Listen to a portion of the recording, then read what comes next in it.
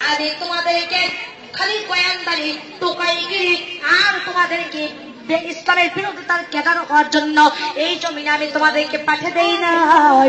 আমার জমিনে আমি তোমাদেরকে অবশ্যই আমার খলিফা হিসেবে নিযুক্ত করেছি। জোরে জোরে বলেন সুবহানাল্লাহ। আমার মা বোনেরা, কিন্তু আমরা আল্লাহর নাফরমানি করি। জোরে বলেন ঠিক না ঠিক? মাজানবে, আমরা আল্লাহর দেওয়া বিবেক নিয়ে আল্লাহর নাফরমানি করি। আমরা আল্লাহর দেওয়া বুদ্ধি দিলে আল্লাহর গুণগান আমরা গাই না। কিন্তু আল্লাহ পাক রব্বুল আলামিন বলেছে, বান্দা আমি তোমাদেরকে সৃষ্টি করে ক্ষান্ত হই নাই, আমি তোমাদের হিদায়াতের জন্য এমন একটি কোরআনুল কারীম দান করে দিয়েছি, যেই কোরআনটা 104 খানা কিতাবের মধ্যে, বড় 4 খানা কিতাবের মধ্যে একটি কোরআন। আর এই কোরআনের মুজিজা অনেক বড়, কারণ এই কোরআন যদি, এই কোরআনের ব্যাখ্যাটা এমন যে এই কোরআনের ব্যাখ্যা লিখতে লিখতে গোটা পৃথিবীর গাছগুলোকে যদি কলমে পরিণত করে দেওয়া হয়, আর গোটা পৃথিবীর নদীর সাগরের পানিগুলিকে যদি কালিতে পরিণত করে দেওয়া হয়, আল্লাহর কালামের এক আয়াতের বাণী লিখতে লিখতে গোটা পৃথিবীর গাছগুলি শেষ হয়ে যাবে, গোটা পৃথিবীর সাগরের পানিগুলি শেষ হয়ে যাবে, কিন্তু আল্লাহর কালামের বাণী লেখা শেষ হবে না। সুবহানাল্লাহ বলেন। সেই কোরআনের প্রথমে আমার আল্লাহ জানিয়ে দিয়েছেন, জালিকাল কিতাবু লা রাইবা ফীহি হুদাল লিল মুত্তাকিন। আমি এই কিতাবের মধ্যে যা দিয়েছি এটা এমন একটি কিতাব যাতে কোনো সন্দেহ নাই, যাতে কোনো ভুল নাই, যাতে কোনো ত্রুটি নাই। এই কোরআন যারা মানবে আমি রব্বুল আলামিন তাদের নাম তাই মুত্তাকিনের খাতায় দিয়ে দেব। জোরে বলেন সুবহানাল্লাহ। আমার মাজান, পৃথিবী আজকে আমরা দুনিয়ার মহাব্বতে পড়ে যাই, আল্লাহ ভুলে গেছি।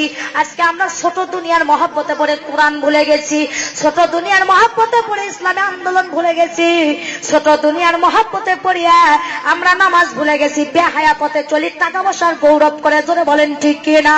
কিন্তু হাদিস শরীফের মধ্যে এসেছে, আর দুনিয়া মাজরাতুল আখিরা, এই দুনিয়াটা শস্য ক্ষেত্র রে, এই দুনিয়ার কোনো দাম নাই মাগন আমার।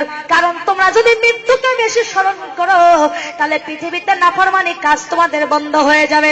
হাদিস শরীফের ভিতরে এসেছে, এক সাহাবী আল্লাহ রাসূলের কাছে এসে বলছে, ইয়া রাসূলুল্লাহ, মৃত্যুকে কেমন কাছে মনে করব? আমি তখন নবীজি বলছে, বলো তো কেমন কাছে মৃত্যুকে মনে করো? তখন সাহাবী বলতেছে, ইয়া রাসূলুল্লাহ, ইয়া হাবিবাল্লাহ, আমি নামাজ পড়ব ফজর, কিন্তু জোহর পড়তে পারবো না, এত কাছে মনে করি।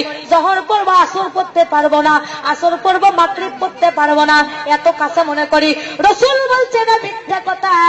তার কারণ হলো মৃত্যুকে এত কাছে মনে করো যে তুমি ডান দিকে সালাম ফিরবা, বাম দিকে সালাম ফিরার সময় তুমি পারবা না, এত নিকটেই মৃত্যুকে তুমি মনে করো। আমার মাজানেরা, আমরা যদি মৃত্যুকে এতই কাছে মনে করতাম বেনামাজি হতাম না। আমরা যদি মৃত্যুকে এত কাছে মনে করতাম ইসলামের বিরোধিতা করতাম না, আলেম ওলামার বিরোধিতা করতাম না, মাদ্রাসায় জঙ্গিবাদে তালা লাগাইতাম না। আমরা যদি এতটুকুই বুঝতাম, আমরা বেহায়া বেপরদা হয়ে চলতাম না, সুদের খাতায় নামটা দিতাম না, ঘুষের খাতায় নামটা দিতাম না, জিনাদের বিচার করতাম না, মুখ দিয়ে মিথ্যা কথা বলতাম না। কারণ আমাদের মধ্যে আছে আল্লাহর ভয়। জোরে বলেন ঠিক না ঠিক? আল্লাহ রাব্বুল আলামিন কুরআনুল হাকিমের মধ্যে বলেছেন, বান্দারে, ইমানদার যদি হতে চাও তাহলে সর্বপ্রথম পৃথিবীর কোন মন্ত্রীর ভয় করো না, কোন প্রাইম মিনিস্টারের ভয় করো না, কোন ম্যাজিস্ট্রেটের ভয় করো না। একমাত্র যে ভয়টা এই জমিনে করবা, এই ভয়টা এইগুলো আমি রব্বুল আলামিনের ভয়। তাই আল্লাহ কোরআনে বলছেন, ইয়া আইয়ুহাল্লাযীনা আমানু হাক্কা তুকাতিহি ওয়া লা তামুতুন্না ইল্লা ওয়া আনতুম মুসলিমুন। রে ইমানদারেরা, তোমরা যদি ইমানদার হতে চাও তাহলে তাকওয়া অর্জন করো। তাকওয়া মানে কি? আল্লাহর ভয় করা। এখনই যদি আমরা আল্লাহর ভয় করি মাগো, পৃথিবীর বুকে চুরোতে কোনো নাফরমানি কাজ করতে পারতাম না। কিন্তু আমাদের মধ্যে ঈমান নাই, আমাদের মেমোরিটা মাঝান আপনাদেরকে একটা এক্সাম্পল দেই। যেমন একটা ভিডিও মোবাইল আমরা ব্যবহার করি, এই মোবাইলের মধ্যে একখান মেমোরি আছে, এই মেমোরিটা ওয়াজ দিয়ে ইসলামী সঙ্গীত দিয়ে ভরে গেছে। এখন এই মেমোরির মধ্যে যদি আমার রস ঢুকতে চান, আপনার মেমোরিতে জায়গা নাই, তাহলে আপনার মেমোরির থেকে কমপক্ষে একটা ওয়াজ ডিলিট করতে হবে, না হলে একটা ইসলামের সঙ্গে ডিলিট করে জায়গা বের করতে হবে। জোরে জোরে বলেন ঠিক না বে ঠিক? তারপরে আমার রসটা ঢুকতে পারবেন। তেমন করে আপনার অন্তর যে আছে, আপনার অন্তরে যে একটা ইমানের মেমোরি আছে, এই মেমোরিটা বেনামাজি দিয়া, সুদের টাকা খায়া, ঘুষের টাকা খায়া, জিনা ব্যভিচারের খাতায় নাম দিয়ে মিথ্যে কথা বলে, অহংকার করে, চুগলখড়ি করে, গীবত করে, ইসলামের বিরোধিতা করে আপনার অন্তরের মেমোরি খান গুণ দিয়ে ভরে গেছে। মা বোন আমার, নেকি ঢোকার কোনো জায়গা নাই। এই মেমোরিটা গুণ দিয়ে ভরে যাওয়ার কারণে হাজার হাজার ওয়াজ শোনার পরে আপনার এই মেমোরির মধ্যে কোনো হিদায়তি কথা ঢোকে না, কারণ আপনার মেমোরিতে নেক কথা ঢুকবে এমন জায়গা নাই, গুণ দিয়ে ভরে গেছে। জোরে বলেন ঠিক কিনা?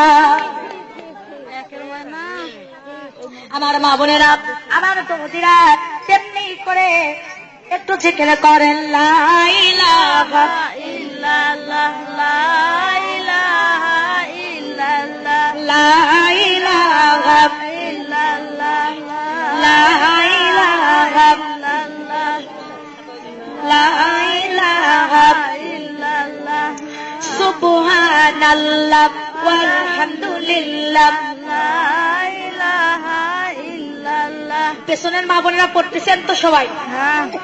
জিকির করেন লা ইলাহা ইল্লাল্লাহ, লা ইলাহা ইল্লাল্লাহ, লা ইলাহা ইল্লাল্লাহ, সুবহানাল্লাহ ওয়ালহামদুলিল্লাহ, লা ইলাহা ইল্লাল্লাহ, লা ইলাহা ইল্লাল্লাহ, লা ইলাহা ইল্লাল্লাহ, কালেমা লা ইলাহা ইল্লাল্লাহ, লা ইলাহা ইল্লাল্লাহ, লা ইলাহা ইল্লাল্লাহু মুহাম্মাদুর রাসূলুল্লাহ। সকলে বলি সাল্লাল্লাহু আলাইহি ওয়াসাল্লাম। রে আমার মা বোনেরা, এখানে যতজন আমার আম্মা জানেরা আছেন, বলেন তো মৃত্যু একদিন সবার আছে না নাই? আছে। কুল্লু নাফসিন যায়কাতুল মউত, জীবন যার আছে একদিন হলেও মরণের স্বাদটাকে গ্রহণ করতে হবে। জোরে বলেন ঠিক কিনা? কিন্তু আপনি যেদিন মারা যাবেন গো, কি সামগ্রী কবরে নিয়ে যাবেন সেই ব্যবস্থা করার দরকার আছে না নাই? আমরা তো মরেই যাব, আমরা তো মরেই যাব, চলেই যাব, রেখে যাব সবই কবরেতে যেদিন যাব, সঙ্গে নিব কি রে আমরা, সঙ্গে নিব কি? জোরে জোরে বলেন ঠিক না ব্যাঠি? কি সঙ্গে নিব এইটা রেডি করার দরকার দুনিয়ার বুকে আছে। মামুন আমার, এই জন্য আমার আল্লাহ একটা কোরআনুল কারীম দিয়েছেন। এই কোরআনটা শুরু হয়েছে বা দিয়া, শেষ করা হয়েছে সিন দিয়া, তাহলে পাস হয়ে গেল। একটা মানুষের জন্য যত কথা লাগবে, আল্লাহ রব্বুল আলামিন হালাল কি, হারাম কি, নামাজ কি, বেনামাজি কি, সুদ ঘুষ কি, জুয়া কি, ছল চাতুরি কি, মিথ্যা কথা কি, অহংকার কি, সব সাবজেক্ট গুলোই তার কোরআনের মধ্যে সাপ্লাই করে দিয়েছেন। অতএব এই কোরআন অনুযায়ী যদি জীবন করি, আর আমাদের জীবনটা যদি কোরআনের মতোই হয়ে যায়, তাহলে কিয়ামতের দিন বিনা হিসেবে জান্নাতে যাব, তাতে কোনো সন্দেহ হবে না। জোরে বলেন সুবহানাল্লাহ। আমার মা বোনেরা, আল্লাহ পাকের গোলামি করার জন্য আল্লাহ যে জ্ঞানগুলো দিয়েছেন, এই জ্ঞান লেস কারণে ইসলামের বিরোধিতা করি। অথচ আল্লাহ বলছেন নাদিনা ইনদাল্লাহ ইসলাম আদ-দ্বীন, আমি তোমাদেরকে পূর্ণাঙ্গ একটি জীবন বিধানের ব্যবস্থা দিয়েছি। তোমাদের ইসলাম মানে হলো শান্তি। তোমাদের কেমন একটা দিন আমি দিয়েছি, সেই দিনের নাম হলো ইসলাম। আর ইসলাম মানে শান্তি, ইসলাম মানে। কিন্তু যারা ইসলাম মানে, তাদের এই জামানায় কোনো শান্তি নাই। নতুন করে বদর শুরু হয়েছে। যারা বলেন ঠিক না ব্যাঠিক? কইরা খালিদ, কইরা ওমর, কইরা আবু বকর, নতুন করে বাংলাদেশে আসলো রে বদর। কোথা গেল সে মানব দরদি তৌহিদি সন্তান, কোথা গেল সেই সোনার মানুষ, কোথায় সেই মুসলমান? জোরে জোরে বলেন সুবহানাল্লাহ। আমার মা বোনেরা, বর্তমান যে জামানা এসেছে, আগুন হাতে চলা আছে কথা কঠিন, তার চাইতে ঈমান নিয়ে চলা বড় কঠিন হয়ে গেছে। জোরে কোন ঠিক কিনা? কিন্তু আমার আল্লাহ পাক বলেছে, বান্দারে তুমি নামাজ পড়ো দেখেই কি জান্নাতে যেতে চাও? তুমি রোজা করো দেখেই কি জান্নাতে যেতে চাও? তুমি বক্তা হসো দেখেই কি জান্নাতে যেতে চাও? আমি অবশ্যই তোমাদের ঈমানটাকে পরীক্ষা করে দেখব। ওয়ালা নাবুলু ওয়ান্নাকুম বিশাইইন মিনাল খাউফি ওয়াল জুই ওয়া নাকসিম মিনাল আমওয়ালি ওয়াল আনফুসি ওয়াস সামারাত ওয়া বাশশিরিস সাবিরিন। জোরে কোন সুবহানাল্লাহ। আল্লাহ রাব্বুল আলামিন সুবহানাহু ওয়া তাআলা তিনি বলেছেন, বান্দিরা রে, আমি তোমাদেরকে এই পৃথিবীর বুকে যারা সুদ খাবে, ঘুষ খাবে, জিনা করবে, ব্যভিচার করবে, অন্যায় অত্যাচার করবে, তাদেরকে কোনো বিপদ দেব না, মুসিবত দেব না। কিন্তু যারা আমি আল্লাহ রাস্তায় চলবে, যত বিপদ দেওয়া দরকার আমি তাদেরকেই দেব। এই কারণেই দেব, শুধু তাদেরকে পরীক্ষা করার জন্য। আমার মাজান ইব্রাহিম আলাইহিস সালামকে আমার আল্লাহ 4টি পরীক্ষা দিয়েছিল। জোরে বলেন কয়টা? হযরত সাবির পিতা সাইয়েদিনা ইব্রাহিম আলাইহিস সালাতু সালাম ইসলামের দাওয়াত করে, নমরুদের প্রাণে সহ্য হয় না। নমরুদ আগুনের গর্ত খুঁড়ে সাইয়েদিনা ইব্রাহিম আলাইহিস সালামকে ফেলে দিচ্ছে ধাক্কা দিয়া। আমার মাজান ইব্রাহিমকে যখন আগুনের মধ্যে ধাক্কা দিয়ে ফেলে দেয়, এমন সময় ওই দিক দিয়ে জিবরাইল আলাইহিস সালাতু সালাম যাচ্ছিলেন। যাওয়ার সময় সাইয়েদিনা ইব্রাহিম আলাইহিস সালামকে বলতেছে, রে ইব্রাহিম, তুমি আল্লাহর কাছে তো সাহায্য চাচ্ছ, কিন্তু আমি জিবরাইলকে 6600 পাখা আল্লাহ দিয়েছে। যদি একটাবার আমার কাছে সাহায্য চাও, আমার রহমতের পাখা দিয়ে নমরুদের আগুনকে আমি লিভাইয়া দেব। তখন মামুন আমার সাইয়েদিনা ইব্রাহিম আলাইহিস সালাম বলতেছে, না রে জিবরাইল, না, আমার আল্লাহ আমার জন্য যথেষ্ট। হাসবুন আল্লাহু মান ওয়াকিলু লিমান মাওলা ওয়ালিয়া মান নাসির। এ জিবরাইল, তুই এখান থেকে বেরিয়ে যা। এখানে আশিকার মাসিকের খেল চলছে, প্রেম চলছে। এখানে আমি আর আল্লাহর মধ্যে পরীক্ষা চলছে, ইমানি পরীক্ষা। অতএব তোর সাহায্যের দরকার নাই, তুই যা, আমি আল্লাহর কাছে সাহায্য চাবো, আল্লাহ আমার জন্য যথেষ্ট। বলেন সুবহানাল্লাহ। আগুনের মধ্যে ফেলে ইব্রাহিম আলাইহিস সালাম সেখানে আগুনের মধ্যে যা ঘুরেছে, আর মজান আবার আল্লাহর উপর ভরসা করে গান গাচ্ছে, আল্লাহ আমার রব, এই রবি আমার সব, আল্লাহ আমার রব, এই রবি আমার সব, দামে দামে তোর মন তারি অনুভব, দামে দামে তোর মন তারি অনুভব, তোমার কাছে মাবুদ আর না কিছু চাই, তোমার মর্যাদা পেলে আমি, তোমার মর্যাদা পেলে আমি আখায় দাঁড়াই, পক্ষপকালের কণ্ঠে শুনি তাসবিহ কলরব, পক্ষপকালের কণ্ঠে শুনি তাসবিহ কলরব, আল্লাহ আমার রব, এই রবি আমার সব। জোরে জোরে বলেন মারহাবা। ইব্রাহিম আলাইহিস সালাম যখন এই গানটা গাচ্ছিল, তখন আমার আল্লাহ পাক আগুনকে ডাক দিয়ে বলেন, হে আগুন, আমার ইব্রাহিমের জন্য তুমি ঠান্ডাদায়ক হয়ে যাও, বড় দাও, সালামান কাওলান আলাল ইব্রাহিম। হে আগুন, তুমি আমার ইব্রাহিমের জন্য ঠান্ডাদায়ক হয়ে যাও, ফুলের বাগান হয়ে যাও। সঙ্গে সঙ্গে বাজান দাহু দাহু জ্বলন্ত আগুন সাইয়েদিনা ইব্রাহিম আলাইহিস সালামের জন্য আগুন পানি হয়ে গেল, ঠান্ডাদায়ক হয়ে গেল, এবং ওই আগুন ফুলের বাগানে পরিণত হয়ে গেল। জোরে কোন সুবহানাল্লাহ। সাহায্যের মালিককে। ওয়াকানা হাক্কান আলাইনা নাসরুল মুমিনিন। যারা আল্লাহর হুকুম মানে মুমিন হয়ে যাবা, তোমরা যত বিপদে পড়ো, মুসিবতে পড়ো, যেখানে পড়ে যাও, পৃথিবীতে কারো সাহায্যের দরকার নাই, আমার আল্লাহ মুমিনদেরকে সাহায্য দান করবে। জোরে জোরে বলেন সুবহানাল্লাহ। লা ইলাহা ইল্লাল্লাহ, লা ইলাহা কালেমা, লা ইলাহা ইল্লাল্লাহ, সুবহানাল্লাহ ওয়ালহামদুলিল্লাহ, সুবহানাল্লাহ ওয়ালহামদুলিল্লাহ, লা ইলাহা ইল্লাল্লাহ কালেমা, লা ইলাহা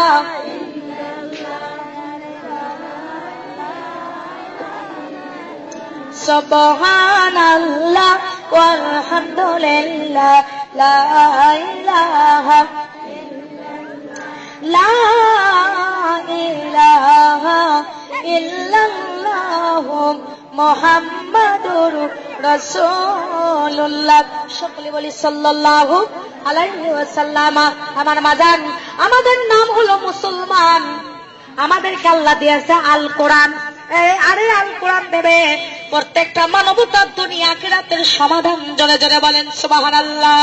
আমার মা বোনেরা, তাহলে সেই কোরআনের হক কথা বলতে গেলে আমাদের সমাজ আর শান্তি পাওয়া যায় না। যদি কোন ঠিক না বা ঠিক, আল হাক্কু মুররুন, হক কথা কাফির বেঈমানের কাছে লাগে তিতিয়া। জোরে বলেন ঠিক না বা ঠিক। আমার মা বোনেরা, আমার দরদীরা, যেমন আজকে দেখেন একটা মাদ্রাসা ময়দানের উদ্যোগে অস্ত্র দেওয়া হয়েছে। এই মাদ্রাসায় যত ছাত্ররা পড়বে এরাই কিন্তু কেবল দিনের আলোকিত পাবে। আপনার সন্তানকে মাজান আপনি মাদ্রাসায় পড়াবেন, আপনার সন্তানকে আপনি হাফেজ বানাবেন। কেননা তলাবিল মিফারিদাতু আলা কুল্লি মুসলিমাতুল মুমিনাত, প্রত্যেকটা নরনারীকে আগে কোরআন শরীফ শিক্ষা হওয়া এবং দেওয়াটা ফরজ। খায়রুকুম তাআল্লামাল কুরআন ওয়া আল্লামাহুল বায়ান, যে ব্যক্তি নিজে শিক্ষা অপরকে শিক্ষা দেবে সেই ব্যক্তি আল্লাহ রাব্বুল আলামিনের কাছে উত্তম হতে পারবে। জোরে বলেন সুবহানাল্লাহ। এবং সন্তানদেরকে আল্লাহর নামে শিক্ষা দিতে হবে। ও আমার মা বোনেরা, তাই আপনাদের সন্তানকে মাদ্রাসায় ভর্তি করাবেন, আপনার সন্তানকে আলেম বানাবেন, আপনার সন্তানকে হাফেজ বানাবেন। কারণ একটা আলেমের মর্যাদা এত গো, গোটা পৃথিবীতে ৭০ জন মানুষের মর্যাদাকে যদি একত্রিত করা হয়, ৭০ জন মানুষের মর্যাদার চাইতে একজন আলেমের মর্যাদা আল্লাহর কাছে বেশি হবে। মা বোন আমার, সাধারণ মানুষের চাইতে একটা হাফেজের মর্যাদা আল্লাহর কাছে বেশি হবে। আমার মা বোনেরা, আপনারা মা যদি মারা যান আর ভাড়াটা আলেম যদি নিয়ে আসেন, ওই দোয়া কবুল হবে কিনা সন্দেহ আছে। কিন্তু আপনার নিজের সন্তান যদি জানাজা করে, আপনার সন্তান যদি কবরে নামায়া দেয়, আল্লাহর কসম আপনার কবরে আযাব মাফ হবে। জোরে জোরে বলেন সুবহানাল্লাহ। আমার মা বোনেরা, আমার দরদীরা, নিজেরা যদি আলেম হতে না পারেন, আপনার সন্তানকে বানাতে হবে। সন্তানকে যদি না পারেন, একটা আলেম মা বোন ফ্যামিলির মধ্যে বানাতে হবে। তাও যদি না পারেন, কমপক্ষে একজন আলেমকে আপনার বন্ধু বানাতে হবে। জোরে জোরে বলেন ঠিক কিনা। কারণ হলো কি, পৃথিবীর আলেমেরা যে যত ছোট চোখে দেখুক না কেন, ইন্নামাল উলামা ওয়ারাসাতুল আম্বিয়া, আলেম উলামা হলো রাসূলের ওয়ারিস। জোরে জোরে কোন সুবহানাল্লাহ। আলেমদেরকে ছোট চোখে দেখার কোন উপায় নাই। আমার মা বোনেরা, কিয়ামতের দিন আপনার সন্তানকে আপনি যদি প্রফেসর বানান, আপনি যদি হেডমাস্টার বানান, আপনি যদি ম্যাজিস্ট্রেট বানান, ব্যারিস্টার বানান, আপনাকে যে জান্নাতে নিয়ে যাবে এমন কোনো কোয়ালিটি নাই। তবে আপনার সন্তান যদি আলেম হয়ে হাফেজ হয়, আপনি মা বাপ বিনা হিসেবে মুসা আলাইহিস সালামের পাকড়ি পরে আল্লাহ জান্নাতে যাবেন। কেননা হাদিস শরীফের মধ্যে এসেছে, কিয়ামতের দিন একটা আলেম যখন জান্নাতে যাবে, তখন জান্নাতের গিলাফ ধরে দাঁড়িয়ে থাকবে। আমার আল্লাহ জিজ্ঞেস করবে, আলেম রে, কেন তুমি জান্নাতে যাও না? কেন তুমি জান্নাতে প্রবেশ করো না? আলেম, তুমি জান্নাতে যাও বলে না, আমি একা একা যাব না। পৃথিবীর বুকে আমার মা আছে, বাবা আছে, আত্মীয় স্বজন আছে, তাদেরকে ছাড়া আমি জান্নাতে যাব না। আমার আল্লাহ ডাকতে বলে, আলেম রে, তোমার শুধু বাবা মাই নয়, তোমাকে আমি ৭০ জন জাহান্নামী মানুষকে জান্নাতে নিয়ে যাওয়ার পারমিশন দিয়ে দিলাম। একটা হাফেজ যখন জান্নাতে যাবে, তখন জান্নাতের গিলাফ ধরে দাঁড়িয়ে থাকবে।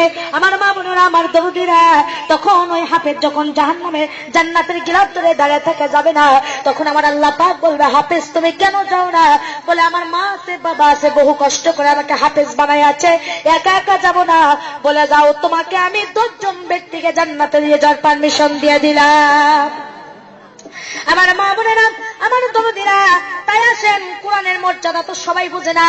যারা বলেন ঠিক না বে ঠিক, এরা হলে অন্য মুসলমান হয়েও এদের ধর্ম অন্য হয়ে যায়। যদি কোন ঠিক কিনা। যেমন দেখেন, হযরত মুসা আলাইহিস সালামের জামানায় একজন ছাত্র ছিল, নাম হলো আবু ইউসুফ। যারা বলেন নামটা কি? এই আবু ইউসুফ গরিবের সন্তান, মাদ্রাসায় যায়। আমার মা যান মাদ্রাসায় থেকে বাড়িতে আছে, মার বেতন দিতে পারে না, বাবার বেতন দিতে পারে না। একদিন যায়, 2 দিন যায়, আর মাদ্রাসায় যায় না, লেখাপড়া বাদ দিয়ে দেবে। মাদ্রাসার যদি ভালো ছাত্র হয়, আর যদি ভালো ছাত্র মাদ্রাসায় না যায়, মাস্টারের মন কিন্তু ভালো থাকে না। যদি বলেন ঠিক কিনা। আবু ইউসুফ ছিল খুবই ভালো ছাত্র, কিন্তু একদিন যাই 2 দিন যাই মাদ্রাসায় যাই না। হুজুর বাড়িতে আচ্ছা এসে বলে বাবা তুমি কেন যাও না? বলছে হুজুর মা গরিব মানুষ, বাবা গরিব মানুষ, তাই আমাকে বেতন দিতে পারবে না, তাই আমি আর আপনার মাদ্রাসায় যাব না। তখন হুজুর বলতেছে বাবা তোমাকে এমনি কোরআনুল কারীম শিক্ষা দেবো, তাও তুমি আমার মাদ্রাসায় আসো। বলছে হুজুর যান আগামী কালকে থেকে যাব। এখন আবু ইউসুফ পরের দিন যখন হুজুরের মাদ্রাসায় যাচ্ছিল এমন সময় পায়ের স্যান্ডেল ভালো না, পায়ের স্যান্ডেলটা ছিঁড়ে গেছে। পায়ের স্যান্ডেলটা একটা মুসির কাছে যে বলছে বাবাজি পায়ের স্যান্ডেলটা আপনি আমাকে ভালো করে দেন। মুসি পায়ের স্যান্ডেল ভালো করে দিয়ে বলছে বাবা তুমি আমাকে টাকা দাও। বলছে বাবাজি আমি গরিবের সন্তান, আমার কাছে টাকা নাই, বহু কষ্ট করে আল্লাহর কোরআন আমি হেফজ করেছি, আপনাকে আমি প্রাণ ভরে একটা পারা কোরআনুল কারীম শোনায়া দেব, আপনি কোরআনটা শুনে আমাকে পায়ের স্যান্ডেল দিয়ে দেন। মুসি বলতেছে না গো বাবা না, তোমাকে স্যান্ডেল দেওয়া যাবে না, তুমি আগে টাকা দাও।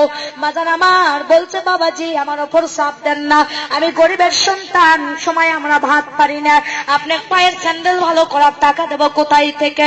মুসিয়ামটা বুঝে না, 10 পারা কোরআন শুনে দিতে চাইছে তাও দেয় না, 20 পারা কোরআন শুনে দিতে চাইছে পায়ের স্যান্ডেল দেয় না, 30টা পারা কোরআনই শুনে দিতে চাইছে তারপরেও নিষ্ঠুর মুসি তাকে পায়ের স্যান্ডেলটা দেয় না। 2 চোখের পানি ছেড়ে দিয়ে বলছে আল্লাহ যদি আমার বাপের সম্পত্তি থাকতো তাহলে আমাকে এই মুসির কাছে অপমান হওয়া লাগতো না। আল্লাহ তোমার কোরআনের দাম কেন নাই গো আল্লাহ? এইভাবে কান্দে আর মাদ্রাসায় গেছে। মাদ্রাসায় যে হুজুরকে হুজুর বলছে বাবা ইউসুফ এত আসতে দেরি হলো কেন? বলতেছে হুজুর আমি আপনার কাছে বিদায় নিতে চাই আর আপনার মাদ্রাসায় জীবনে কোনোদিন আসবো না। কয় তার কারণ কি? কয় তার কারণ যে কোরআনের দাম নাই মান নাই তাকে শিখে আমি কি করব? বলতেছে না গো বাবা না, কেন তুমি বলো কোরআনের দাম নাই? তা বলছে না আমি আর মাদ্রাসায় কোনোদিন আসবো না, কোরআনের দাম কেন নাই? যখন এইভাবে জেদ করে তখন হুজুর একটা স্বর্ণের আংটি ওই বাবন আমার আবু ইউসুফের হাতে দে বলছে যাও বাবা এই আংটি খানা নিয়ে তুমি বাজারে চলে যাও, বাজারে যাই আংটি নিয়ে 3টে দোকানে যাবা, কিন্তু তুমি যান আংটি বিক্রি করবা না, খালি কে কয় টাকা দাম করে তাই দেখে আসবা।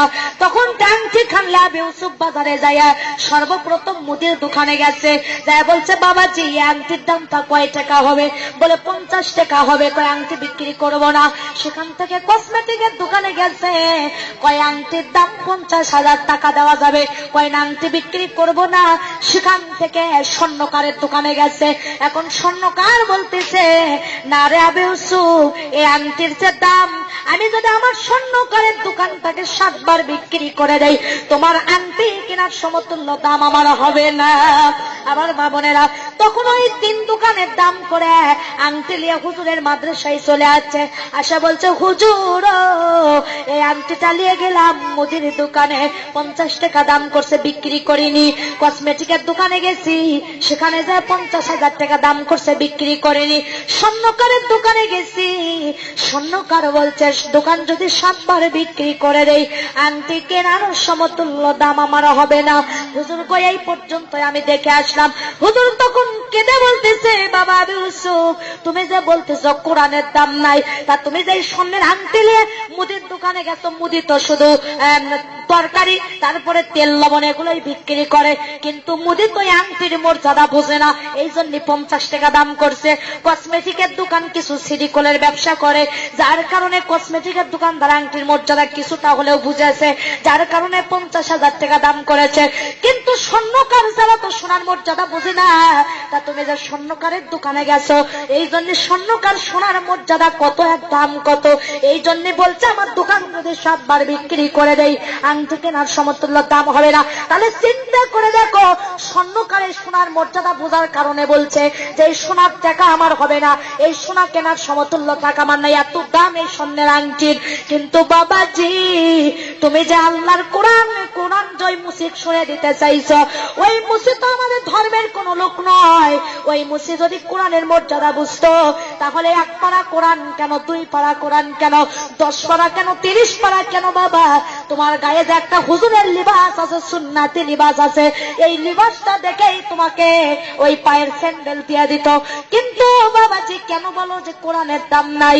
এই সোনার যে দাম তার চাইতে আল্লাহর কোরআনের দাম অনেক অনেক গুণ বেশি বাবাজি রে।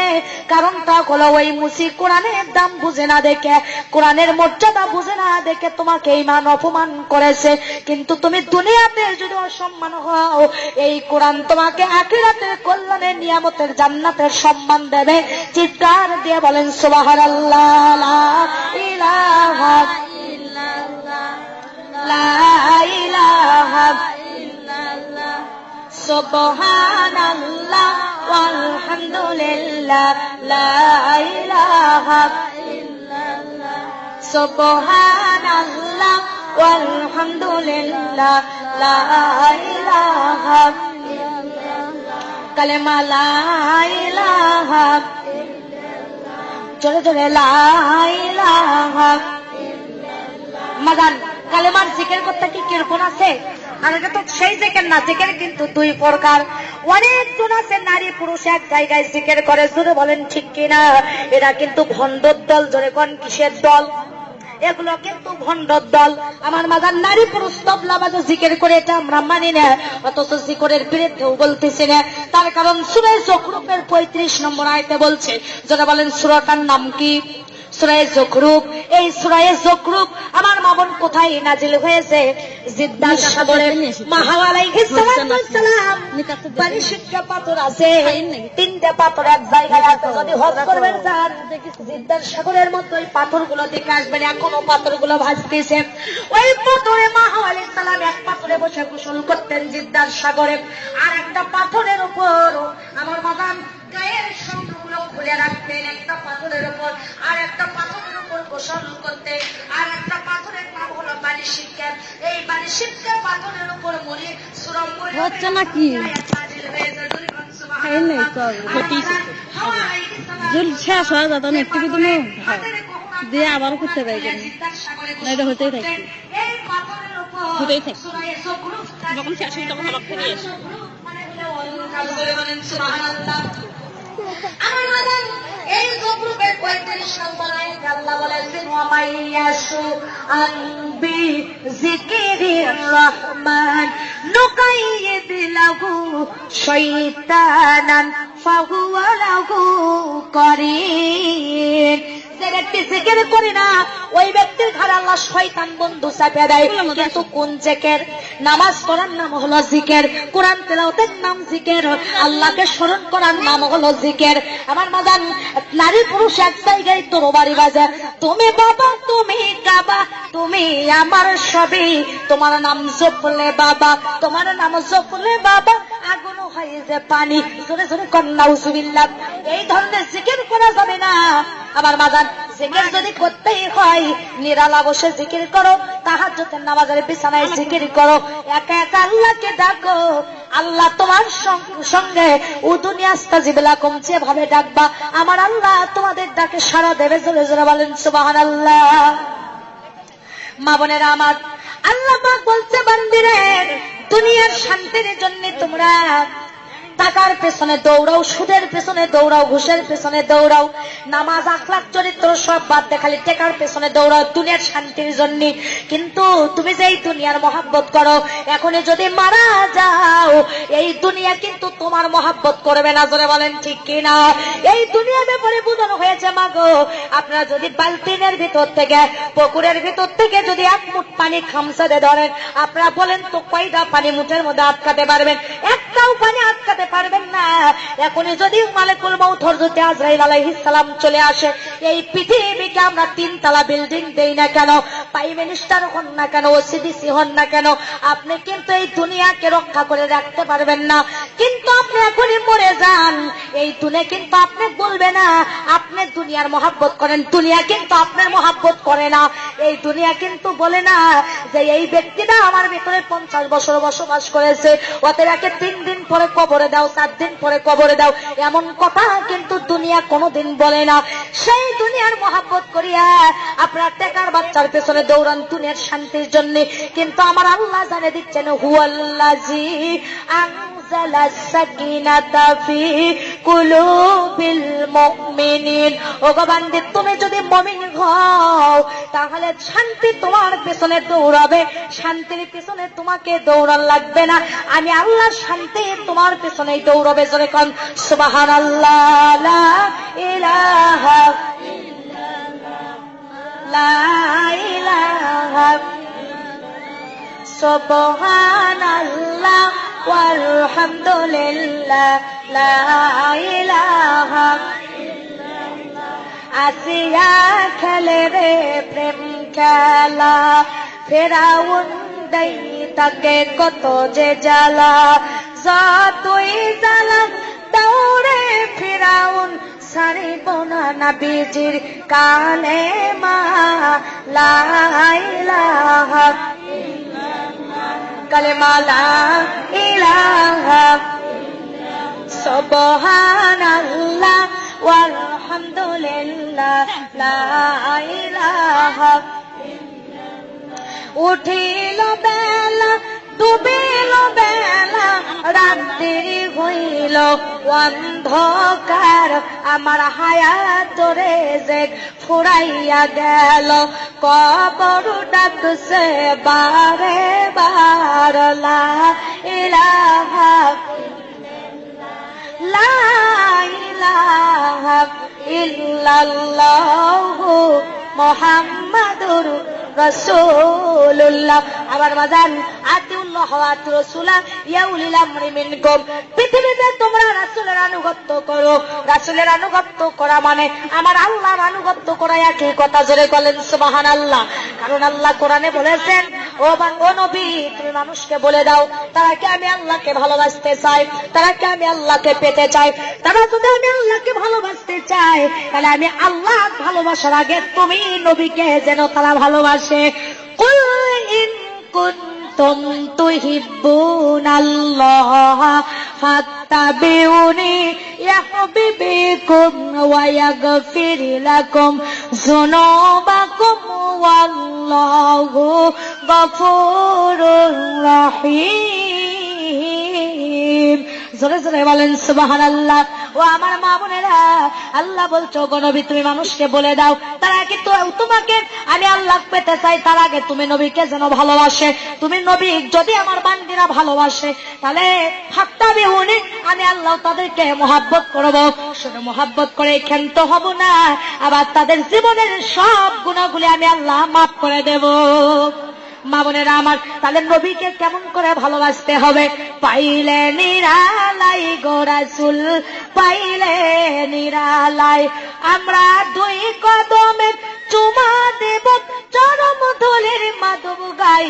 পাইলে নিরালাই গো রাসূল, পাইলে নিরালাই, মদিনা শরীফ বহু দূরে, লোহিত সাগরের পারে গো। সালাম দিলে সালাম শোনে, সালাম দিলে সালাম শোনে, নবীজির রওজায় পাইলে নিরালাই গো রাসূল, পাইলে নিরালাই, আমরা দুই কদমে চুমা দেব, চরম ধুলির মাধব গাই। পাইলে নিরালাই গো রাসূল, পাইলে নিরালাই, দোজাহানের বাদশাহ হইয়া আপনি মদিনাতে আছেন শুয়া গো। উম্মতের মায়াই নবী, উম্মতের মায়াই নবী, কেঁদে কেঁদে বুকু ভাসাই। পাইলে নিরালাই গো রাসূল, পাইলে নিরালাই। জোরে জোরে বলেন মারহাবা। মাজান রে, আল্লাহ নবী কেমন করে ভালোবাসতে হবে, আমি আপনাদেরকে বিষয়ে একটি কথা বলবো। আমার মা বোনেরা, আমার দরদিরা, দেখেন নবীকে ভালোবেসেছিল হযরত হানজালা। বাসর ঘরে আল্লাহর প্রেমে হানজালা পাগল হয়ে গিয়েছিল। জোরে বলেন কথা ঠিক কিনা? আমার মা বোনেরা, হযরত হানজালা নতুন বিয়ে করে এনেছে, বাসর করেছে, ফরজ গোসল দেবে এমন সময়, আমার মা বোনেরা, ফরজ গোসল দেবে এমন সময় হানজালার কানে ভেসে আছে যে মুহাম্মদ সাল্লাল্লাহু আলাইহি সাল্লাম আর দুনিয়ার বুকে বেঁচে নাই। পরনের লুঙ্গি হাতে করে বিবির ঘরে ফিরে যায়, যা বলে বিবি রে তুমি আমাকে বিদায় করে দাও, আমি মনে হয় তোমার ঘরে আর ফিরে আসতে পারবো না। বিবি বলতেছে স্বামী গো আপনার ওপর গোসল ফরজ হয়ে গেছে, আপনি এমন অবস্থাতে কোথায় যাবেন? তখন বলছে বিবি রে কার জন্য আমি গোসল করব? যে নবীর জন্য পবিত্র খবরে ওই নবী যদি দুনিয়াতে না থাকে কার জন্য আমি গোসল করব? ওগো বিবি হাতে তরবারি তুলে দাও, আমি যাব নবীর মহব্বতে জিহাদের ময়দানে। আমার মাজান সেই হামজালা উহুদের ময়দানে আমার মাজান হাতে তরবারি করে লিয়া বিবি বলতেছে স্বামী গো গোসল করে যান, গোসল তো আপনার উপর ফরজ হয়ে গেছে। বলে বিবি রে আমার উপর গোসল যেমন ফরজ হয়ে গেছে তার চাইতে ইসলামে আন্দোলন করার জন্য, নবীর জীবন রক্ষা করার জন্য আন্দোলন করা ফরজ গোসলের চাইতে আমার উপর বেশি জরুরি হয়ে গেছে। আমার মা বোনেরা নাপাক শরীর অবস্থায় হযরত হানজালা উহুদের দিকে চলতেছে। উহুদের ময়দানে যাইয়া কাফের বেঈমানের সাথে লড়াই করে যুদ্ধ করে হযরত হানজালা আর আগাইতে পারলেন না। মা বোন আমার কাফের বেঈমানের হাতে হানজালা শহীদ হয়ে গেল। যাওয়ার পরে বিবির কানে পৌঁছে যায়, বিবি প্রাণ পাখির মতো ময়দানে ছুটে গেল। যায় দেখে আল্লাহর নবী এক প্রান্তরে দাঁড়িয়ে আছে। বলি ইয়া রাসূলুল্লাহ ইয়া হাবিবাল্লাহ আপনি যদি আজকে কাউকে গোসল করে না দেন তাহলে আমার স্বামী যে আপনার জন্য জীবন দিয়ে শহীদ হয়ে গেছে। ইয়া রাসূলুল্লাহ শুনেছি যারা ইসলামের কাজে নিহত হয়ে যায় ওয়ালা নাবলুওয়ান্নাকুম বিশাইইম মিনাল খাউফি ওয়াল জুই ওয়া নাকসিম মিনাল আমওয়ালি ওয়াল আনফুসি ওয়াস সামারাত। এরপরে শুনেছি ওয়ালা তাকুলু লিমান ইউকতালু ফি সাবিলিল্লাহি আমওয়াত বাল আহয়াউ ওয়ালাকিন লা তাশউরুন। ওগো নবী যারা নাকি আল্লাহর রাস্তায় জীবন দিয়ে দেয় তাদেরকে সাধারণ মৃত্যু করে বলা যাবে না, তারা অমর, তারা সব সময় জীবিত থাকে। আর আল্লাহর জন্য, রাসূলের জন্য, কুরআনুল কারীমের জন্য সত্য মনে করে যারা জীবন দেয় তারা হচ্ছে শহীদ। যারা বলেন তাদের নাম কি? আর শহীদদেরকে আল্লাহ দান করবেন 5টা মর্যাদা। জোরে বলেন কয়টা মর্যাদা? 5টা মর্যাদা। 1 নম্বর, শহীদেরা যখন মারা যাবে গো শহীদদের জানটা আজরাইল কবজ করবে না, শহীদদের জানটা স্বয়ং আল্লাহ রব্বুল আলামিন কবজ করবেন। জোরে বলেন সুবহানাল্লাহ। 2 নম্বর কথা, শহীদদেরকে আল্লাহ পাক বলছেন যে তোমরা দুনিয়ার কোন পানি দিয়ে গোসল করে দিও না, ওই তোমরা ওই অবস্থায় কবরে পাঠিয়ে দাও। 3 নম্বর কথা, শহীদদেরকে যে পোশাক করে থাকবে ওই রক্ত মাখা জামেলিয়া কবরে দিয়ে দাও। আর 4 নম্বর কথা আমার মাদান আল্লাহ পাক বলছেন শহীদেরা যে জান্নাতে যাবে এই দরজাটাই হচ্ছে কবর। শহীদদের কোনো সওয়াল জবাব হবে না। আর কিয়ামতের দিন একজন শহীদকে 70 জন দোজখী মানুষদেরকে জান্নাতে নিয়ে যাওয়ার পারমিশন ক্ষমতা দেওয়া হবে। শহীদের কত মর্যাদা! তখন হানজালার বিবি বলতাছে ইয়া রাসূলুল্লাহ কাউকে যদি গোসল করে না দেন আমার স্বামীকে গোসল করে দেওয়া লাগবে। তার কারণ আছে, আমার সঙ্গে মেলামেশা করেছে, তার উপর গোসল ফরজ ছিল, কিন্তু ফরজ গোসল বাদ দিয়ে ইসলামের মহাব্বতে আমার স্বামী এই ময়দানে এসে জীবনটা দিয়েছে। আল্লাহর নবী সাহাবীদেরকে ডাক দিয়ে বলে সাহাবীরা রে হানজালার লাশখানা কোথায় আছে তোমরা খোঁজো। গোটা উহুদের ময়দান খোঁজে, হানজালার লাশখানা কোথাও নাই। আমার মাজান খুঁজতে খুঁজতে হয়রান হয়ে যাওয়ার পর আসমান থেকে ইলহামের মাধ্যমে জবান চলে আসলো, ও গো নবীজি আসমানের দিকে তাকাও। আসমানের দিকে তাকায়া দেখে হানজালার চুলের গোড়া দিয়ে কাঁচা পানি টপ টপ করে আল্লাহর জমিনে পড়ে যাচ্ছে। জোরে বলেন সুবহানাল্লাহ। তখন নবী আমার অবাক মেরে গেছে। আমার আল্লাহ পাক বলতেছে নবী গো তোমাকে যারা ভালোবাসে তারা যেন আমাকেই ভালোবাসে, যারা তোমার আনুগত্য করে তারা যেন আমার আনুগত্য করে। যে হানজালা বাসর করে তোমার প্রেমে ইসলামের প্রেমে পাগল হয়ে আসে, জীবনখানা দিয়ে দিয়েছে, আমি রব্বুল আলামিন ফেরেশতাদের মাধ্যম দিয়ে সপ্তম আসমানে নিয়ে আসে, আমি রব্বুল আলামিন আরশে আজিমে নিয়ে আসে, আমি রব্বুল আলামিন নূরের ফেরেশতা দিয়ে হাউজে কাউসারের পানি দিয়ে হানজালাকে গোসল করে দিয়েছি। সকলে জিকির করেন লা ইলাহা লা ইলাহা সুবহানাল্লাহ ওয়ালহামদুলিল্লাহ লা ইলাহা সুবহানাল্লাহ ওয়ালহামদুলিল্লাহ লা ইলাহা কালেমা লা ইলাহা সুবহানাল্লাহ ওয়ালহামদুলিল্লাহ লা ইলাহা কালেমা লা ইলাহা কালেমা লা ইলাহা আসিয়া খেলে রে প্রেম খেলা ফেরাউন দেই তাকে কত যে জ্বালা যতই জ্বালা দৌড়ে ফেরাউন সারিব না নবীজির কালেমা লা ইলাহা লা ইলাহা ইল্লাল্লাহু মুহাম্মাদুর রাসূলুল্লাহ। সকলে বলি সাল্লাল্লাহু। আমরা আল্লাহর নবী আল্লাহর হাবিব আল্লাহর নবী আমরা যে তার গুনাহগার উম্মত উম্মতের করলাম কি আল্লাহর দোস্ত আখিরি জামানার নবী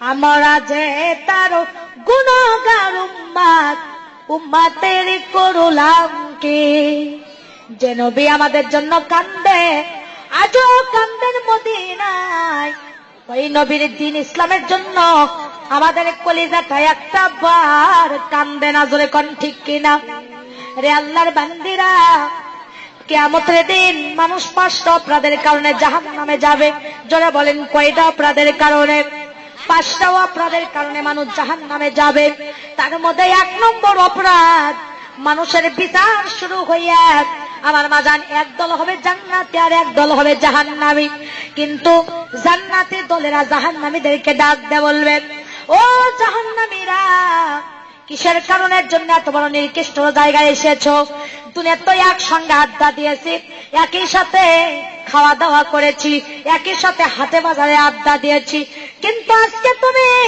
জাহান্নামের মধ্যে কেন আর আজকে আমি জান্নাতে এসেছি এটার কারণ কি তখন ওই জাহান্নামীদের জবাব দিয়ে বের হবে ফি জান্নাতি তাসালুন আনিল মুজরিমিন অপরাধীর অপরাধ সম্পর্কে ঘোষণা করবে ওয়ালাম নাকুনা মিনাল মুসাল্লিন আমরা 1 নম্বর অপরাধ যে আমরা মুসলমান ঠিকই ছিলাম কিন্তু আমরা নামাজি মুসলমান ছিলাম না আমরা নামাজি ছিলাম কিন্তু আমরা বেনামাজি আমরা জান্নাতে এসেছি আমরা নামাজি ছিলাম কিন্তু আমরা জাহান্নামে যাচ্ছি এর একটাই কারণ যে আমরা বেনামাজি ছিলাম নামাজ পড়তাম না জোরে বলেন কি করতাম না আচ্ছা মোনাজাত না করে যাবেন কয়জন তারা হাত তোলেন তো দেখি মোনাজাত না করে যাবেন কয়জন আলহামদুলিল্লাহ সবাই করবেন আর মোনাজাত করবেন কারা কারা থেকে একটু আল্লাহর হাত তুলে দেখান তো লিল্লাহি তাকবীর আল কোরআনের আলো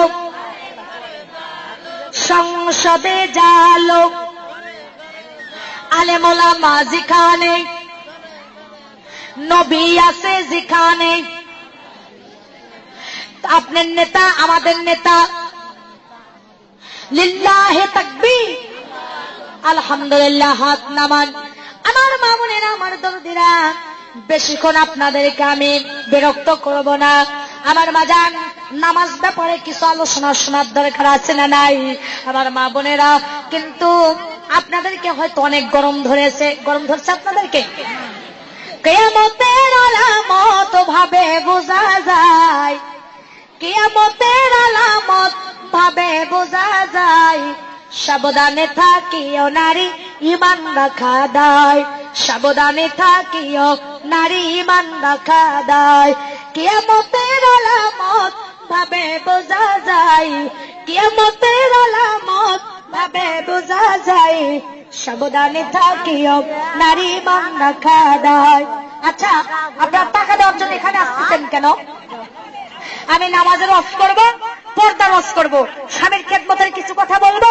শ্বশুর শ্বশুরের খেদমতের হ্যালো হ্যালো, আপনারা বাবুরা যেখানে বসে আছেন বসে থাকেন, আমাদের লোক যাবে আপনাদের সামনে, আপনারা সেখানেই টাকা দেন। আপনারা কষ্ট করে এখানে আসেন না, আপনারা ধৈর্য সহকারে বসেন, আপনার বক্তব্য শোনেন, তারপরে আপনাদের টাকা দিতে হবে। এখানে লোক, আমাদের লোক আপনাদের কাছেই যাবে। এখান থেকে কেউ উঠবেন না, জিকির করেন লা ইলাহা। না আলু ভাততে ভাত আনতে আর গা ধুয়ে পানি সেটা তোমরা সূর্য নানা তোমার নানা কত জোয়ার করে দেখো লোন গেছে যাও ভিড় হবে তাতে যাও। কালেকশন কখন করবে এটা আমি জানি না, সব থাকেন। কালেমা পড়েন লা ইলাহা লা ইলাহা লা ইলাহা ইল্লাল্লাহু মুহাম্মাদুর রাসূলুল্লাহ। সকলে বলি সাল্লাল্লাহু আলাইহি ওয়াসাল্লাম। আমার মা বোনেরা, আমার দরদিরা, গভীর মনোযোগ দিতে হবে। মানানবে 5 ওয়াক্ত নামাজের দরকার আছে না নাই? আর আমাদের সমাজের কিছু মা বোনদেরকে দাওয়াতি কাজ করতে গেলে আল্লাহ তো কোরআনে বলছেন, কুনতুম খায়রা উখরিজাত লিন-নাসি তা'মারুনা বিল মারুফি ওয়া তানহাউনা আনিল মুনকার। তোমরা 18,000 মাখলুকাতের মধ্যে উত্তম জাতি, তোমরা মানুষকে সৎ কাজের আদেশ দাও, অসৎ কাজের জন্য বিরত রাখো। আর আমাদের সমাজে হক কথা বলতে গেলে তার আর বন্ধু থাকে না, জোরে কর ঠিক কিনা? কিছু তাউস মহিলা আছে, নিজেরা ইসলাম মানে না, অপরের ক্ষতি করে, নিজেরা নামাজ পড়ে না, অন্যের নামাজ পড়া দেখলে টিটকেরি দেয়। এরকম আছে না নাই? কয় তুমি বড় হাজির হয়ে গেছো, কয়েকদিনের মঞ্চে এসে গেছো, মন ঠিক থাকলে কিছুই লাগে না, বলে কি বলে না? জোরে কর। এরা হলো শয়তানের টোকাই, এরা হলো শয়তানদের গ্যাদার ও শয়তানের খালাতো বোন। কয় মন ঠিক থাকলে কিছুই লাগে না। আরে নাফরমানের দলেরা, তোমরা মন কবে ঠিক করবা, কবে নামাজ পড়বা? এক ওয়াক্ত নামাজ যারা কাজা দেয়, মান তারাকাতিস সালাতি মুতাআম্মিদান ফাকাদ কাফার। ইচ্ছা করে যদি কেউ এক ওয়াক্ত নামাজ কাজা দেয়, তাহলে সে ব্যক্তি নাফরমান কাফের হয়ে যায়। আর একজন ব্যক্তি যে মুসলমান, আর একজন ব্যক্তি যে কাফের, এর মধ্যে পার্থক্যই হলো বাইনাল আবদি বাইনাল কুফরি তারকুস সালাত। একজন ব্যক্তি মুসলমান, আর একজন ব্যক্তি নাফরমান, এর পার্থক্যই করে হলো 5 ওয়াক্ত নামাজ। আমার মা বোনেরা, কিন্তু কোরআনুল কারীমে এসেছে ইন্নাস সালাতা তানহা আনিল ফাহশাই ওয়াল মুনকার। নিশ্চয়ই 5 ওয়াক্ত নামাজ সঠিকভাবে তোমরা যদি আদায় করো, তাহলে তোমাদের মন কোন দিকে গেছে, তোমাদের মন কোন দিকে গেছে এটা দেখার বিষয় নাই। কিন্তু তোমরা 5 ওয়াক্ত নামাজ যদি পড়ো, অন্যায় কাজ থেকে, অশ্লীল কাজ থেকে, বেহায়া কাজ থেকে, এই নামাজ তোমাকে জান্নাতের রাস্তায় নিয়ে আসবে। নামাজ নামাজ নামাজ নামাজ পরকালের জন্য নাজাত। আমার মা বোনেরা, এই নামাজ আসসালাতুল মিফতাহুল জান্নাত, নামাজ হবে জান্নাতের চাবি। আসসালাতুল মেহরাজুল মুমিনিন, নামাজ হলো মা বোন আমার মুমিনদের জন্য একটা মিরাজ। এটাই হলো আল্লাহর সাথে দিদার হয়ে যায় নামাজের মধ্যে। জোরে কোন সুবহানাল্লাহ। যারা নামাজ পড়ে তারা মুমিন, নেককার, পরহেজগার। আর যারা পড়ে না তেমন তারা কেমন নিকৃষ্ট। একটি হাদিস আপনাদের সামনে বলবো, শুনতে রাজি আছেন তো? আমার মা বোনেরা, হাদিস শরীফের মধ্যে এসেছে, এক সাহাবী আল্লাহর নবীর কাছে এসে বলেছে, ইয়া রাসূলুল্লাহ, ইয়া হাবিবাল্লাহ, আমি গরিব মানুষ, পাতিলে ভাত রান্না করে রেখেছি, যায় দেখি পালিত একটা কুকুর পাতিলের মধ্যে মুখ দিয়েছে। ওগো আল্লাহর নবী, বলেন তো এই পাতিলের ভাত কি আমার জন্য খাওয়া জায়েজ আছে? কারণ মুখ কেবলই দিয়েছে, কিন্তু পুরোটা খাই নাই। আল্লাহর নবী বলছে, যাও তুমি যাই ওই পাতিলের ভাত ওই যেখানে কুকুর মুখ দিয়েছে ফেলে দাও, দিয়ে তুমি পাতিলের যেখানে আছে 7টা ধোয়া দিয়ে তুমি খেয়ে নাও। আল্লাহ নবীর সাহাবী বাড়িতে আছেন, আসে দেখি ওই পাতিলের মধ্যে পালিত একটা বিড়াল আমার মুখ দিয়েছে। আবার নবীর কাছে গেছে, একজন পল্পা বুঝবেন, যা বলছি, ইয়া রাসূলুল্লাহ, পাতিলের মধ্যে যায় দেখি গো আবার একটা পালিত বিড়াল মুখ দিয়েছে, এখন কি খাওয়া যায় যাচ্ছে? বলে, হ্যাঁ, বিড়াল যেখানেও মুখ দিল ফেলে দাও, দিয়া ভালো খানি তুমি আবার 3টে ধোয়া দিয়ে দাও, নিয়ে তুমি খাইয়া দাও। বাড়িতে সাহাবী এসে দেখে একজন বেনামাজি মহিলা তার পাতিলের মধ্যে হাত দিয়ে ভাত বেড়ে নিয়েছে। কিন্তু আবার নবীর কাছে গেছে, মহিলা জানে না কুকুর মুখ দেছে, বিড়াল মুখ দেছে, যা বলছেন নবী গো বিরক্ত অনুভব করবেন না, বেয়াদবি মনে করবেন না, আবার আমি এসেছি, আপনি যে কুকুর মুখ দিছিল 7 ধোয়া দিয়ে খায়া দাইজ করে দিছিলাম, বিড়াল মুখ দিছিল 3 ধোয়া দিয়ে দিছিলেন, কিন্তু একটা বেনামাজি মহিলা আমার পাতিলের মধ্যে হাত দিয়েছে, বাকি অবশিষ্ট ভাতকে আমার জন্য জায়েজ আছে, খাওয়া ক্ষুধাকে নিবারণ করা জায়েজ আছে। আল্লাহর নবী বলতেছে না না ও সাহাবী, কুকুর খেয়েছিল 7 ধোয়া দিয়ে জায়েজ করে দিছিলাম, বিড়াল মুখ দিয়েছিল 3 ধোয়া দিয়ে জায়েজ করে দিছিলাম, কিন্তু একটা বেনামাজি মহিলা ওই পাতিলের মধ্যে হাত রাখার কারণে 500 ধোয়া দিলেও তোমার জন্য জায়েজ নাই, কারণ একটা কুকুরের চাইতে বিড়ালের চাইতে বেশি নিকৃষ্ট, বেশি নাপাক জাতি, ঘৃণিত জাতি একটা বেনামাজি মহিলা। নাউজুবিল্লাহ, জোরে কোন। আমার মা বোনেরা, আমার দরদিরা, এই জন্য আপনাদের কাছে বলতে চাই, সোনার চানেরা বেশিক্ষণ বিরক্ত করব না। নামাজ যেমন ফরজ, পর্দা করা কি? নামাজ যেমন ফরজ, পর্দা করা। আর এখনকার মা বোনেরা পায়ে দেয় হাই হিল, করে খালি কিলকিল, চোখে লাগায় মাস্কারা, ছেলেদের করে কামসারা, ঠোঁটে লাগায় লটকা ফিস, ছেলেরা দেয় শীষ, আর কপালে দেয় বড় বড় টিপ, ছেলেরা কয় এই মেয়েরাই আমার জন্য ঠিক, জোরে কর নাউজুবিল্লাহ। আমার মা বোনেরা, আমার দরদিরা, ব্লাউজ বানাতে বানাতে পর্দা ফরজ করে দেওয়া হয়েছে। আর আমার মায়ের জাতিরা শহরে থাকেন, মন খারাপ করবেন না, ব্লাউজ বানাতে বানাতে পুরুষের ছন্দ গেঞ্জি ফেল করে দিয়েছেন, এত খাটো দেনার ব্লাউজ, শর্ট কামিজ ব্যবহার করেন, বিউটি পার্লারে যায় ভুরু তোলেন, ঠোঁট কালার করেন, মাদান্ডে খোদার কসম করে বলে আপনি দাউস হবেন কিয়ামতের দিন। একটা বেপর্দা মহিলা দাউস হয়ে যাবে, এই দাউস আল্লাহর জান্নাতে যাওয়া তো দূরের কথা, জান্নাতের বাসনাও তার নাকে পাবে না। টাকা পয়সা আলা হয়ে তোমার কোনো দাম নাই। আমার মা বোনেরা, পায়জামা গুলো দেখেন, স্কিন পায়জামা পরে যা দেখতে তল্লাবাসের মতো পাদা শিকল লাগে, মাথার চুল কাটে বানরের লেজের মতো করে দেয়, ধরে বলেন ঠিক না ঠিক? বোরকা যে পর্দার জন্য গো, সেই বোরকা গাওয়াত দিয়ে রন্না খান গলায় পেঁচে দেয়, বুকের উপর দেয় না, মাথায় কাপড় দেয় না। আমি আমার ভাষায় নাম রাখছি, এরা হলো তনসেল বারা মুসলমান, এদের স্থানটা হবে তাসলিমা নাসরিনের সাথে জাহান্নামে। জোরে জোরে বলেন ঠিক না বেঠি? আমার বাজান, হক কথা বলতেছি, আমি বক্তাকে আর দাওয়াত করবেন না, তাতে যায় আসে না, কিন্তু আজকে তো আপনাদেরকে বলার সুযোগ পাইছি, জোরে বলেন ঠিক না ঠিক? বাজান রে, পর্দা করা ফরজ, কেউ জান বেহায়া বেপর্দা করে চলবা না। মোটর সাইকেলের পিছনে শ্যাম্পু করে যায়, বেগনা পুরুষেরা কয় খায় না খায়া মাল এক খান গেল, জোরে কোন ঠিক না ঠিক? হায় হায়, মহিলাদের চেহারা দেখে কয় মাল এক খান গেল, নাউজুবিল্লাহ নাউজুবিল্লাহ। আমার মা বোনেরা রে, আমার দরদিরা রে, তোমাদের কুদরাতে পায়ে হাত দেবো, তোমাদের সন্তানের মতো, ছোট বোনের মতো, তোমাদের কুদরাতে পায়ে হাত দিয়ে বলবো, মাগন মরে একদিন তোমরা যাবা, কবরের মেহমান একদিন হবা, তোমরা জান কেউ নামাজ ছেড়ে দিও না, আর ফরজ পর্দা জান তোমরা কেউ ছেড়ে দিও না। মাথার একটা চুল যদি কোনো বেগনা পুরুষ দেখে গো মা, কিয়ামতের দিন 71টা চুলের বেগনা পুরুষকে দেখানোর কারণে একটা চুলের পরিবর্তে 70টি সাপ তোমার মাথায় বেউড়ো করে দেওয়া হবে। মা বোনেরা আমার, খবরদার খবরদার, তোমরা কেউ বেপর্দা করে চলো না। মাথায় মাদানের সময় থাকলে আমি মেহেরাজের ঘটনাটা বলে যেতাম, কিন্তু 12টা বাজতেছে। আমার মাদান, আল্লাহ যদি কোনোদিন নিয়ে আসে, আল্লাহ নবী 7টি দৃশ্য মেয়েদের ব্যাপারে মেহেরাজে দেখে এসেছেন, কোনোদিন যদি এলাকার আশেপাশে এসে আপনারা যাবেন বলে দেব। আমার মা বোনেরা, ফরজ পর্দা করবেন, আর স্বামীর খেদমত করার দরকার আছে না নাই? আজকে দেখেন অফিসারেরা সালাম পায়, কিস্তির সাহেব সালাম পায়, নিজের স্বামী সালাম পায় না, জোরে কোন ঠিক না ঠিক? কিন্তু মাদান, যে ঘরের মধ্যে স্বামী স্ত্রীর মিল মহব্বত থাকবে, ঘরটা হবে জান্নাতের টুকরা। আর যে ঘরের মধ্যে স্বামী স্ত্রীর মিল থাকবে না, ওই ঘরটা হবে জান্নাতের টুকরা। আল্লাহ পাক স্বামী স্ত্রীর ব্যাপারে বলেছেন, হুন্না লিন্নাসি লিবাসুল লাকুম আনতুম লিবাসুল লাহুন্না। স্বামী হলো স্ত্রীদের লিবাস, আর স্ত্রীরা হলো স্বামীদের লিবাস। দুইজন দুইজনকে লিবাস হিসেবে বলা হয়েছে।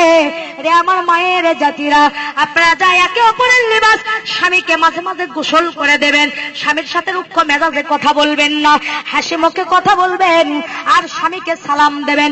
হযরত আয়েশা সিদ্দিকা হুজুর সাল্লাল্লাহু আলাইহি সাল্লামকে মাঝে মাঝে গোসল করে দিতেছেন। একদিন হুজুরকে আয়েশা গোসল করে দিচ্ছে, হুজুরের খুশির চাপা লেগে আম্মা আয়েশার বুড়ো লোকের আঙ্গুল ফেটে গেছে, হুজুরের গায়ের সাথে পানি ঢালছে, রক্তের বন্যা বয়ে যাচ্ছে। আর নবীজি আমার ধাপে দাঁড়াছে, দাঁড়া বলে, ও আয়েশা, তোমার পানি যে ঢালি তো রক্ত কিসের বন্যা বয়ে যায়? আয়েশা বলছি, ইয়া রাসূলুল্লাহ, আপনার গায়ে যখন পানি ঢালে আপনি যে খুশিতে বসে আছেন, আপনার খেদমত করতে যাইয়া ওই খুশির দাবা লেগে আমার বুড়ো লোকের আঙ্গুল ফেটে গেছে। নবী বলে, আয়েশা তুমি একবার আহাউ হু করনি কেন? তোমার কি কষ্ট হয়নি? আয়েশা বলছে, ইয়া রাসূলুল্লাহ, আপনি তো আমার একদিকে স্বামী, একদিকে আল্লাহর নবী, আপনার খেদমত করবে যাইয়া আমার কলিজাও যদি ফেটে যেত, আল্লাহ রাসূলকে খুশি থেকে উঠে দাঁড়ানোর কথা বলতাম না। মা বোনেরা, আল্লাহর নবীর 11 জন স্ত্রী ছিল, এক এক স্ত্রীর এক একটা গুণ আছে। একদিন আল্লাহর নবী খাদিজাকে যখন বিয়ে করে, খাদিজাতুল কুবরা, হুজুর সাল্লাল্লাহু আলাইহি ওয়াসাল্লাম যখন হিজরতে যেতেন, স্বামীকে তিনি এত ভালোবেসেছেন, দরজার সাথে পিঠ বাজায় ঘুমাইছে। মা বোনদে, অনেক বড় কিলো রাস্তা খানে কাবাই পিঠে করে লিয়া হুজুরের জন্য খাবার লিয়ে গেছে। কোনোদিন বিরক্ত হননি, টাকা পয়সা দিয়ে হুজুরকে সহযোগিতা করেছে। কিন্তু আল্লাহর নবী